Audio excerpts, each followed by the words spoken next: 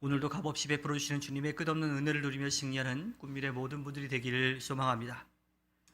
예수님은 밀과 가라지의 비유를 말씀하시고 이어서 비유에 대한 해석을 해 주십니다. 이 세상은 하나님께서 가꾸시는 밀밭과 같습니다. 농부는 밭을 일구고 밀알을 뿌려 놓았는데 밀이 자라고 보니 군데군데 가라지들이 보입니다. 사실 부지런한 농부는요, 가라지들이 보이면 가서 열심히 가라지를 뽑아요. 왜냐하면 가라지가 이 밀보다도 더 생명력이 강해, 생장력이 강해가지고 밀이 잘 자라지 못하도록 영양분을 다 뺏어가기 때문이죠. 그래서 우리나라도 농사를 지을 때 피를 뽑아주는 것과 마찬가지로 이스라엘에서도 그렇게 농사를 지을 때 밀밭 사이에 가라지가 있으면 뽑아줍니다. 그런데 오늘 비유에 나오는 이 농부는요, 이 주인은 가라지를 그냥 내버려 두라 그래요. 마지막 때까지 놔두라 그럽니다. 그리고 그 추수 때가 되었을 때에 가라지를 뽑아서 먼저 불에 태운다라고 그럽니다. 왜 뽑지 말라 그랬을까요? 혹시라도 가라지를 뽑다가 곁에 있는 밀을 뽑아서 자라야 될 밀이 상하게 될 수도 있기 때문이죠.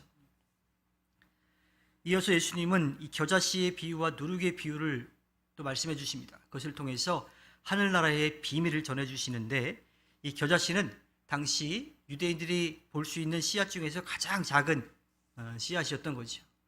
근데 그 작은 씨앗이 심겨져서 뿌리를 내리고 줄기가 자라고 가지가 뻗고 잎이 자라는 그런 과정 가운데 나무처럼 아주 크게 자라나게 됩니다. 또 밀가루 반죽에 누룩을 넣어두면요, 어느 순간 이 누룩이 이 밀 반죽을 부풀게 해서 엄청 커지게 됩니다. 이것과 마찬가지로 하나님의 다스림도 어떻게 보면 눈에 보이지 않아요. 되게 작은 것 같아요. 되게 미미해 보여요. 그런데 우리가 모르는 사이에 그 열매들이 맺어지게 된다라고 하는 겁니다.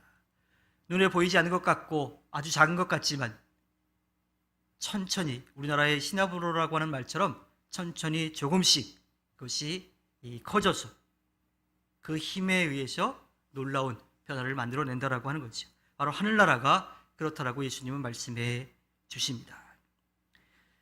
마태는 비유로 말씀하시는 예수님의 모습을 보면서 이 시편 78편 2절을 생각했을 겁니다.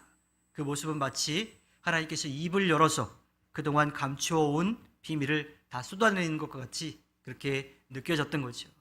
그래서 기존에 알고 있던 것들, 이해하고 있던 그런 내용들을 예수님의 비유의 말씀을 통해서 새롭게 깨달아지는 거예요. 사람들의 지식이 아니라 하나님의 지혜로 그들이 깨닫게 되는 것을 알게 된 거죠. 오늘 말씀을 통해서 우리는 악의 문제에 대해서 한번 생각해 볼 필요가 있습니다. 이 악의 문제는 기독교 역사 2000년이 넘는 그 시간 가운데에 수많은 신학자들이 공부해보고 또 이제 풀어보려고 노력했는데 명확하게 그 답을 제시하기가 참 어려워요. 그런데 오늘 나오는 이 말씀 가운데 우리는 그 악의 문제에 대한 실마리를 좀 찾을 수가 있죠. 오늘 말씀 가운데 종들이 주인에게 제기한 질문이 있습니다. 27절에 보면 주인 어른께서 밭에 좋은 씨를 뿌리지 않으셨습니까? 그런데 가라지가 어디에서 생겼습니까? 악은 어디에서 왔습니까? 라고 하는 물음과 크게 다르지 않죠. 이 악의 문제는 참 어려워요. 믿지 않는 사람들에게도 궁금한 내용이고 또 믿는 사람들에게도 되게 궁금한 내용이에요. 왜? 하나님은 이 세상을 선하게 만드셨는데 그 과연 악은 어디서 왔는가라고 하는 것.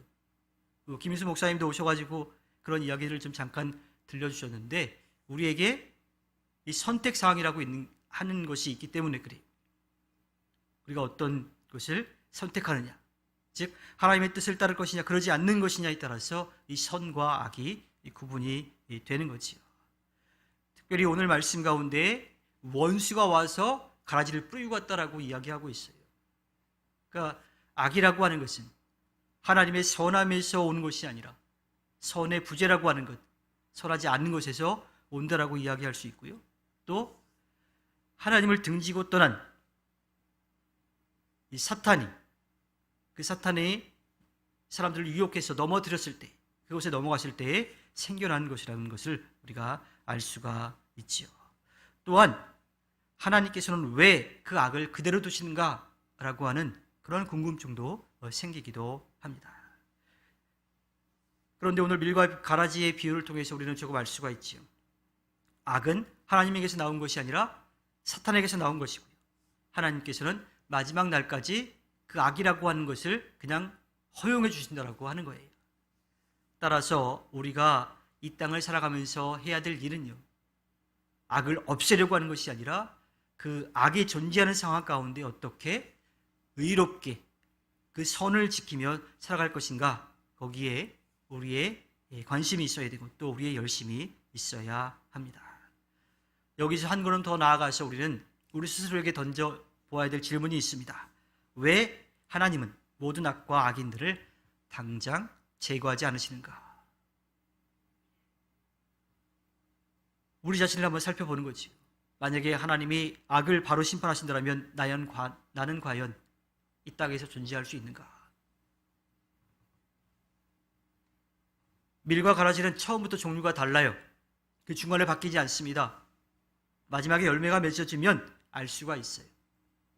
그리고 그때 가서 추수 때에 이 가라지는 먼저 뽑아서 불에 태우는 거죠. 심판이 그렇게 이루어질 거예요. 밀과 가라지는 그렇게 바뀌지 않지만 악인과 의인은 바뀔 수 있다라고 하는 거예요. 오늘의 의인이 내일의 악인이 될 수가 있어요.